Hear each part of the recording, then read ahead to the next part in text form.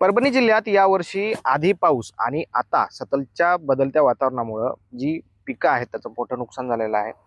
शेतकऱ्यांनी पारंपरिक शेतीला बगल देत वेगळी शेती करू पाहण्याचा निर्णय घेतला, मात्र तिथेही निसर्गाने साथ दिली नाही। मी सध्या परभणी जिल्ह्यातील टाकळी या शिवारामध्ये आहे। या ठिकाणी शेतकऱ्याने पारंपरिक शेतीला बगल देत शेवगा या पिकाची लागवड केली होती। जवळपास 2.5 एकरमध्ये ही शेवगा या पिकाची लागवड केली होती। या वर्षी या शेवगाच्या पिकाला जवळपास शेतकऱ्याने पीक चांगलं यावं म्हणून 50,000पेक्षा अधिक खर्च केला, मात्र बदलत्या वातावरणामुळे यावर्षी जे शेंगा या झाडांना लागायला हव्या होत्या त्या लागल्याच नाहीत।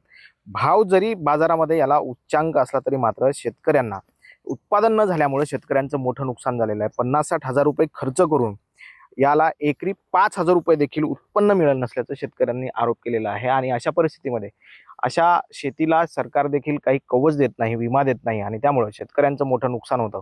अशा परिस्थितीमध्ये सरकारनं या वेगळं जे धोरण शेतकरी आखतात, वेगळी शेती करू पाहतात, अशा शेतकऱ्यांना सरकारनं विमा कवच द्यावा आणि मदत जी आहे ती सरकारनं द्यावी अशी मागणी शेतकऱ्यांकडून केली जाते, जेणेकरून अशा परिस्थितीमध्ये नुकसान झाल्याच्या नंतर शेतकऱ्यांना त्याचा लाभ मिळेल आणि पुन्हा एकदा त्यांना उभं राहण्यासाठी मदत मिळेल। आता यावरती सरकार काय निर्णय घेतं, अशा वेगवेगळ्या शेती करू पाहणाऱ्या शेतकऱ्यांना विमा कवच देऊन सरकार उभं राहण्याची संधी देतं का हे पाहणं गरजेचं आहे।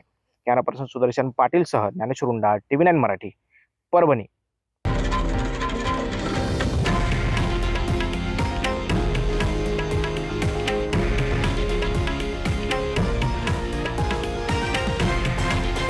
हे आहे देशातील नंबर 1 न्यूज नेटवर्क आणि आपण पाहत आहात TV9 मराठी, एकमेव।